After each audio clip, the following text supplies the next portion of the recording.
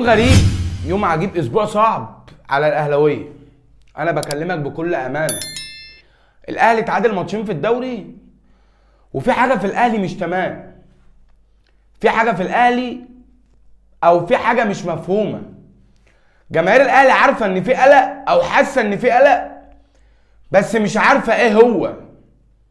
في حاجه يا جماعه. لا لا لا، ولا بيرسي تاو بيروح من على الجنب بالكوره بيقع. حسين الشحات يروح هو الجون فاضي، مش عارف يجيب الكوره جون. اللاعب الوحيد واللي يزعل من الاهلي اللي دلوقتي يستحق الدعم، او اللي انا شفته النهارده يستحق الدعم من جمهور الاهلي، او اللي انا شفته النهارده هو الوحيد اللي حاضر، هو مصطفى شوبير. كهربا جوه الستة بيضيع. ايه يا ابني انتوا في حاجه يا جدعان؟ ما تقنعنيش ان دي اجواء لعيبه الدنيا من حواليها مش متوتره. لا، في توتر وفي قلق وفي عجن في اوضه اللبس. الاهلي فيه مشاكل، وعشان تحلها ما تضحكش على نفسك.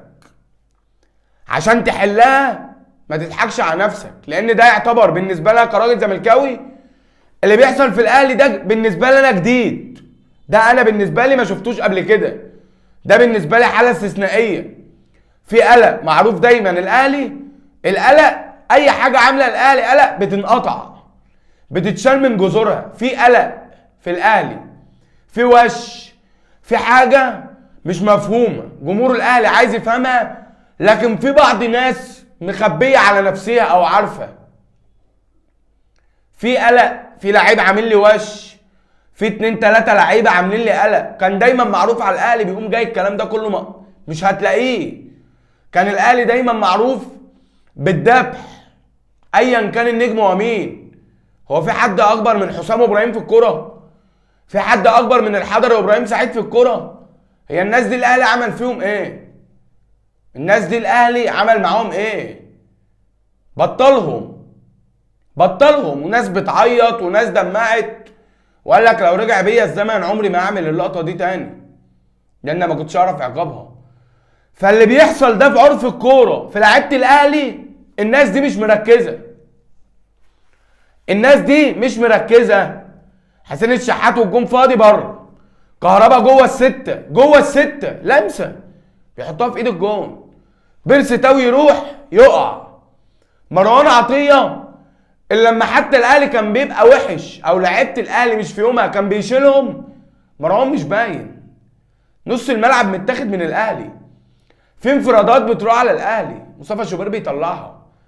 فانت هنا وصلت المدير الفني انه شغال في اجواء هو مش عايزها، اجواء هو مش حاببها. هو مش عارف يمرن فني، ولا هيعالج الاخطاء، ولا هيشتغل على مسلسل تضييع الفرص، ولا هيفضل يطبطب على ده ويراضي في ده.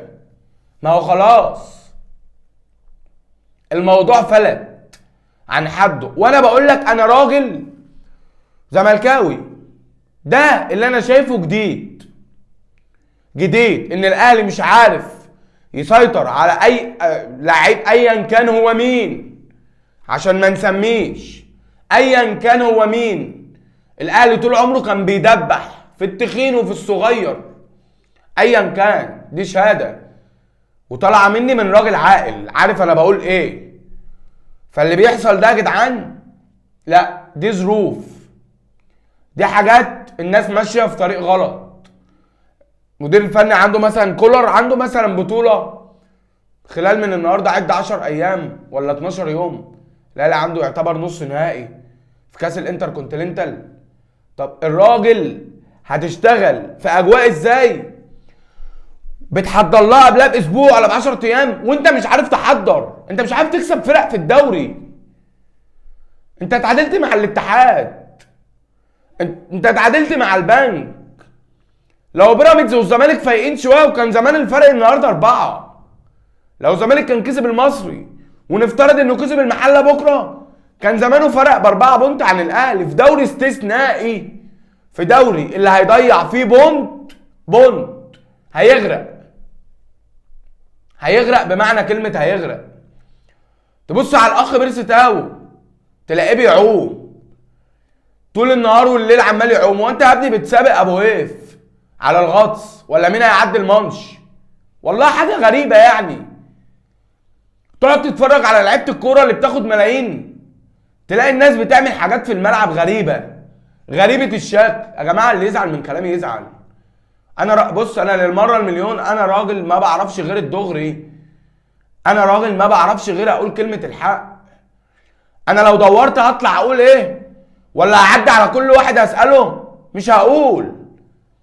ما انا مش طالع هنا عشان اجيب سياده حضرتك اقول لك انا كده كلامي صح ولا لا. لا اله الا الله. هو ايه الايمان بالفكره يعني؟ انا راجل امن بفكره الكلام اللي انا بقوله.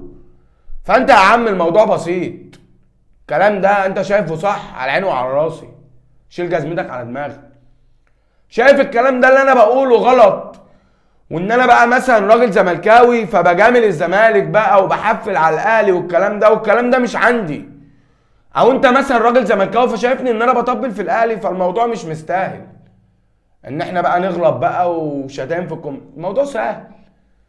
شيل ده من ده ارتاح ده عن ده، ما تتفرجش يا عم. وانت برضه شيل جزمتك فوق دماغي. ده اللي انا اعرفه. حاجه عامله لي قلق او حاجه ما بحبش اشوفها مش مجبر. انا مش مجبر. فانا بتكلم دلوقتي راجل في اصول. في ناس بتاخد ملايين، في لعيبه بتاخد مليارات. طب هل ان جماهير الاهلي النهارده جماهير الاهلي تستاهل انها تشوف المنظر ده؟ انا بتكلم بقى كعرف كوره، ماليش دعوه بانتماءات، ماليش دعوه بانتماء حد.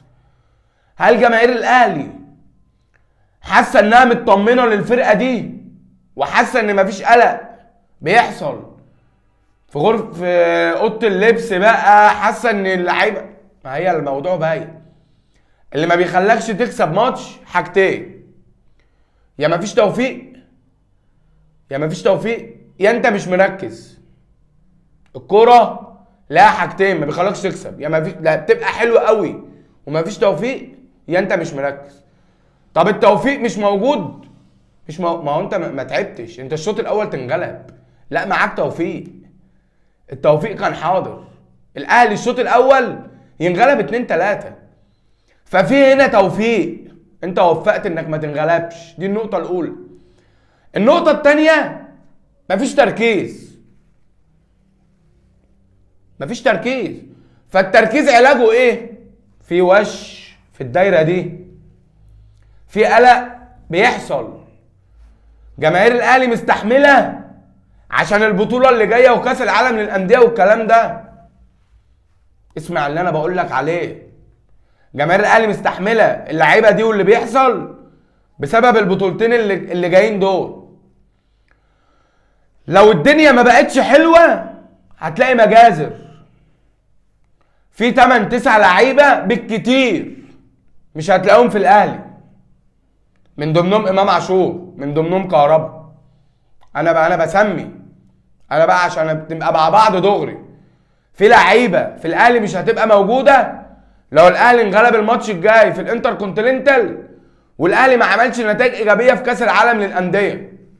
اللعيبه دي رصيدها هيبدا خلاص مع الجمهور، هيخلص. هيبدا الجمهور اصلا يزوم على مجلس الاداره. الدنيا اصلا شايطه والدنيا مقلوبه بسبب امام، وفي ناس موافقه وفي ناس قالت لك الصفقه دي احنا ما كناش عايزينها، وفي ناس قالت لك الولد ده ما كانش شكل النادي الاهلي انه يدخل لنا. فالجمهور الاهلي دلوقتي يعتبر في انقسام، في ناس موافقه وناس مش موافقه. ودي اكبر نقطه هتغرق الاهلي. النقطه دي الوحيده اللي بتغرق اي نادي في العالم، ان جمهوره منقسم. في جمهور في ظهر الاداره وفي جمهور خلاص. اللي احنا خايفين منه حصل، اللي احنا ما كناش عايزينه حصل. فالدنيا هنا فيها توتر. ده ملخص تعادل الاهلي مع البنك الاهلي، ده من وجهة نظري.